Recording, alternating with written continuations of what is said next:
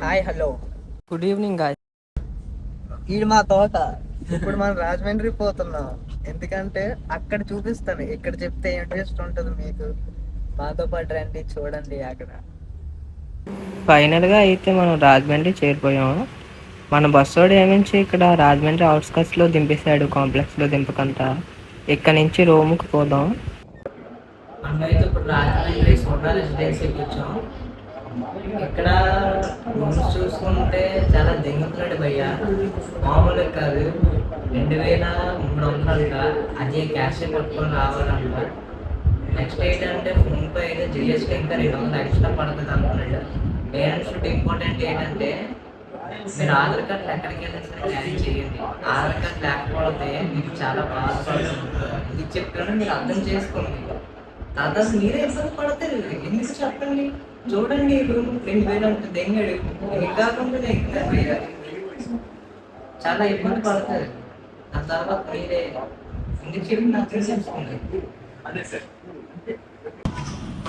Hello guys, good morning. మనం అయితే fresh అయిపోయాం. ఇప్పుడు అయితే లాడ్జ్లో బయటకు వెళ్తున్నాం సరదా దండయాత్రకి. నైట్ మాత్రం ఏటీ లేదు కానీ తెల్లారి హడావిడిగా ఉంది. కొంచెం సోనా రెసిడెన్సీ నైట్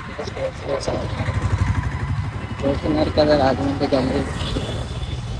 మామూలుగా లోకల్స్కి, వైజాగ్ లోకల్స్కి వాళ్ళకి రాజమండ్రి అంటే ఏదో తెలుసుకుంటుంది. తెలియని వాళ్ళకి అయితే చూపించాలి కదా. మళ్ళీ ఆటోలు ఉండబట్టే కదా అన్నీ చూపిస్తాయి. రూమ్ కాడ నుంచి బస్ స్టాప్కి అయితే 200 తీసుకున్నాడు భయ్య ఆటో కూడా. అయితే మీరైతే అక్కడే బస్ స్టాప్ ఉంది, కోటపల్లి బస్ స్టాప్ అనేసి. టైం వచ్చేసరికి ఇప్పుడు 11:15 అవుతుంది. మావా, మనకైతే మన తెలిసిన కారు ఉన్నది కాబట్టి ఇప్పుడు మనం వాళ్ళు వచ్చిన తర్వాత కార్లో అయితే పోతున్నాం.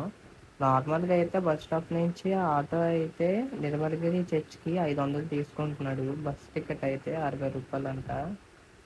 మీరు వచ్చినప్పుడు ఎప్పుడైనా సరే మ్యాక్సిమం ఓన్ వెహికల్స్ ప్రిఫర్ చేయండి. బైక్స్ అయితే అసలు ప్రిఫర్ చేయొద్దు.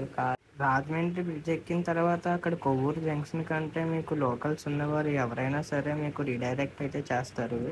కొవ్వూరు జంక్షన్కి వెళ్ళాలంటే మీరు యాసిడ్ ప్లాంట్ దాటుకొని యాసిడ్ ప్లాంట్ రోడ్లో నుంచి అయితే మీరు పోవాలి కొవ్వూరు జంక్షన్కి. కొవ్వూరు జంక్షన్ తర్వాత మీరు నేషనల్ హైవే 16కి అయితే మీరు అప్రోచ్ అయిపోతారు అన్నమాట. మ్యాక్సిమం మీరు నేషనల్ హైవే 16 పైన సర్వీస్ రోడ్లోనే పోవండి. సెంట్రల్ రోడ్లో కానీ వెళ్తే మీకు తర్వాత కటింగ్స్ అయితే దొరకవు. తర్వాత చాలా ఇబ్బంది అయితే పడతారు మీరు. మీకు రోడ్డు పై నుంచే చర్చ్ అనేది కనిపిస్తుంది అన్నమాట. మీరు అప్పుడు అప్రోచ్ అయిపోయినట్టు చాలా దగ్గర వరకు. అక్కడ మీకు జిఎన్టీ రోడ్ అనేసి సైన్ బోర్డ్ అయితే మీకు లెఫ్ట్ సైడ్లో అయితే నోటీస్ అవుతుంది, విజిబుల్ అవుతుంది. ఎప్పుడైతే బోర్డ్ క్రాస్ చేస్తారో అక్కడి నుంచి మీరు లెఫ్ట్ టర్న్ అయితే తీసుకోవాలన్నమాట. లాస్ట్ సీదా డెడ్ ఎండ్కి వెళ్ళిపోయిన తర్వాత మీరైతే మిడ్ టర్న్ తీసుకుని అక్కడ పార్కింగ్ ప్లేసెస్ ఉంటాయి. పర్ హెడ్ 100 తీసుకుంటున్నారు.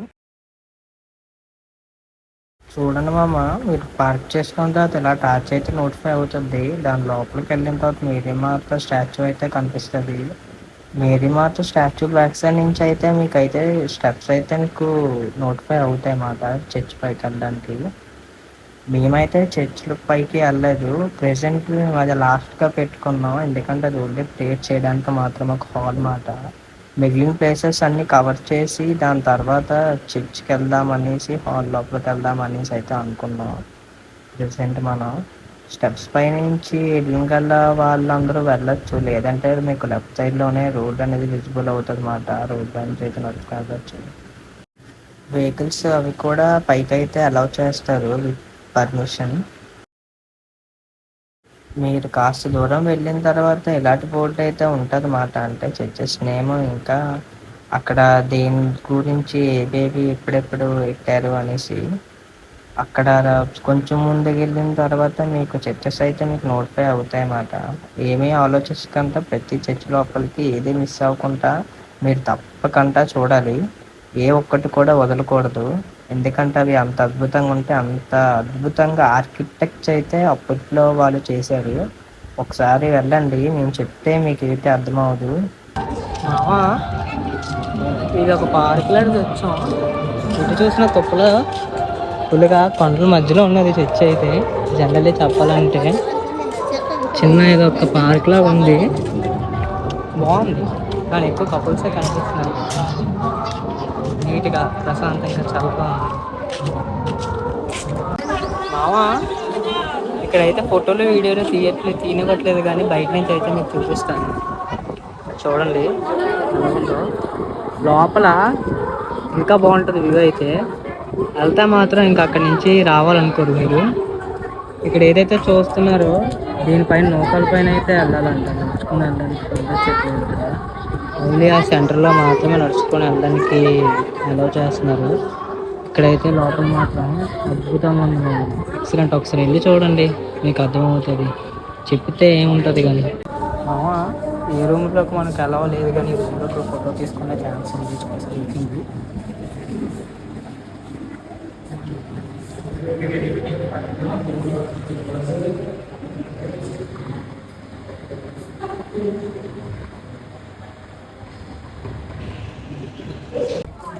చూడండి కిందనైతే ఫోటోలు తీయడానికి అవ్వట్లేదు, మొత్తం టైప్ సెక్యూరిటీ ఉంది ఇక్కడ. ఇక్కడ చూస్తున్నారు కదా ఉండే ఆ కిందన, అక్కడైతే తీయడానికి అవ్వలేదు. పైన ఉన్నది కదా అక్కడైతే తీసాను, వీడియోలో తీసేస్తున్నాను. ఇక్కడ మీరు రాయిలు అవి అలాగ కట్టేసి చూస్తున్నారు కదా, దేనికో కాదు, ముడుపులు అంట. ఇక్కడ వాళ్ళు నమ్మకం ఏంటంటే ప్రతి ఒక్కరు వచ్చినప్పుడు కోరికలు కోరుకొని ముచ్చు కవర్లో రాయలేసి అయితే కడతారు. ఇక్కడ మొత్తం అన్ని ప్లేసెస్ కవర్ చేసుకొని ఇక్కడి నుంచి వ్యూ అయితే ఎక్సలెంట్గా ఉంది. ఎందుకంటే కొండపైన ఉంది కదా మొత్తం, అందుకని ఇందాకలా చూపించినవి చెప్పినవి అన్నీ ఇగ్గోండి ఆ పైన ఉన్నాయి. ఈ చర్చి మీకు కనిపిస్తుంది కానీ లాస్ట్లో చూడండి, ఫస్ట్లో మాత్రం చూడొద్దు, ఎందుకంటే ఇక్కడ ఓన్లీ ప్రేయర్స్ మాత్రం అవుతాయి. అప్పుల్లో కట్టడం ఏమో కానీ ఇప్పుడు వచ్చి కూడా ఈ బిల్డింగ్లు చెక్కి చెదరలేదు మామ, అంత అద్భుతాలుగా ఉన్నాయి. ప్రతి ఒక్కటి ఆర్కిటెక్చర్ కానీ మొత్తం అన్ని కానీ ఎక్సలెంట్గా ఉన్నాయి. చర్చ్ లోపల అయితే మాకు వీడియో అయితే తీనివ్వలేదు అన్నమాట. సో ఏంటంటే నేను ఎవరికి తెలియకుండా కొన్ని ఫొటోస్ అయితే క్యాప్చర్ చేశాను అనమాట. ఇప్పుడు మీరు చూస్తున్న ఫొటోస్ ఏవైతే ఉన్నాయో అవన్నీ చర్చ్ లోపల ప్రేయర్ చేసినవి ఫొటోస్ మాట. ఓన్లీ అక్కడ ప్రేయర్ మాత్రమే చేసుకోవచ్చు, అంత పెద్ద చర్చిలో ఇంకేమీ ఉండదు. నేనే ఎక్స్పెక్ట్ చేశానంటే ఆ చర్చిలో ఇంకేమైనా ఉంటాయేమో, సంథింగ్ మనం కొత్తగా ఏమైనా తెలుసుకునే విషయం ఏదైతే ఉంటుందేమో అనేసి అయితే అనుకున్నాను. కానీ లోపలికి వెళ్ళిన తర్వాత మూడు మొత్తం అప్సెట్ అయిపోయింది భయ్యా నాకైతే. ఓన్లీ అక్కడ ప్రేయర్స్ మాత్రమే జరుగుతాయంట. భయ్యా పుచ్చకాయలు అమ్మడంలో కూడా ఎంత ట్రెండ్ ఉంటుంది అనేసి మేము అయితే అనుకోలేదు. ఒకసారి వినండి.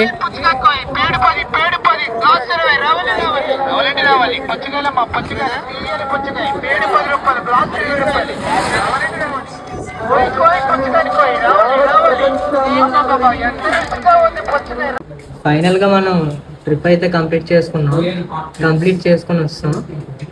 టైం ఎంత అయిందంటే 6:57 అయింది. చూస్తున్నారు కదా మీరు, చూడండి 6:57. మొత్తం 4 hours అక్కడ తిరగడానికి అయితే పట్టింది. ఇంకా మధ్య మధ్యలో ఎన్నో వ్యూ పాయింట్లు కవర్ చేసుకొని మెల్లిగా ట్రిప్ అయితే కంప్లీట్ చేసుకొని వచ్చేసాం ఇక్కడికి. ఇప్పుడు ఇక్కడ నుంచి ప్రయాణం అనేది ఇంకొంచెం మొదలవుతుంది, చూద్దాం ముందు. రూమ్ అయితే చెక్అవుట్ చేసుకొని మళ్ళీ మనం కార్లోనే అయితే మనం వైజాగ్ పోతున్నాం అన్నమాట. చాలా ఆకలిగా ఉందనేసి అలా దారిలో ఏమైనా రెస్టారెంట్లు దొరుకుతాయేమో అనేసి చూస్తుండగా మనకి సగం వరకు వెళ్ళిన తర్వాత రాజమండ్రి అవుట్స్కట్స్లో మళ్ళీ మనకి లెఫ్ట్ సైడ్లో డాబా అయితే ఉన్నదన్నమాట. డాబా పేరు వచ్చేసి స్వాగత్ డాబా అంట. బాగానే ఉంది, ఫుడ్ విషయానికి వస్తే ఎక్సలెంట్గా ఉంది. కానీ బిల్లు మాత్రమే చాలా దారుణంగా వాయించేశాడు. మళ్ళీ అక్కడి నుంచి మనం రిటర్న్ అయితే కార్లో అయితే మన వైజాగ్ స్టార్ట్ అయిపోమాట. టోటల్ టైం వచ్చేసరికి 8 అయింది. టైం చూస్తే చాలా కంఫర్టబుల్గా ఉందమ్మా కార్లోనే. మీరు ఎప్పుడు ప్రిఫర్ చేయండి హైవే పైన. అండ్ నెక్స్ట్ వచ్చేసి దారిలో మనకి చాలా వరకు సన్ఫ్లవర్స్ అయితే తగిలేమాట. టార్చ్ లైట్స్ పట్టుకొని ఊపుతున్నారు. మీరైతే కొంచెం జాగ్రత్తగా ఉండండి, ఎందుకంటే మీరు కక్కుర్తిపడి వెళ్తే మాత్రం కొంతమంది మిమ్మల్ని తీసుకెళ్ళి డబ్బులు అవన్నీ లాగేసి అయితే పంపించేస్తారు. కొంచెం జాగ్రత్తగా ఉండండి ఎవరు వెళ్ళినా సరే ఆ రూట్స్లో. మామ టైం 1 గంట అయింది, ఇప్పుడే దిగాం వైజాగ్లో. ఇంటికి వెళ్తున్నాను. రోడ్డు పైన నుంచోని అయితే ఎవడు లేడు. వెళ్తున్న దారిలో మనకి ఎయిర్పోర్ట్ పోలీస్ స్టేషన్ కానిస్టేబుల్స్ అయితే ఆపారన్నమాట. అంటే ఎక్కడి నుంచి వస్తున్నాం ఏంటి అసలు అనేసి ఇలా బ్లాగర్ అని చెప్తే మొత్తం డీటెయిల్స్ అన్నీ చూసి వదిలేసారు. నన్ను అయితే నైట్ టైం ట్రావెల్ చేసినప్పుడు జాగ్రత్త.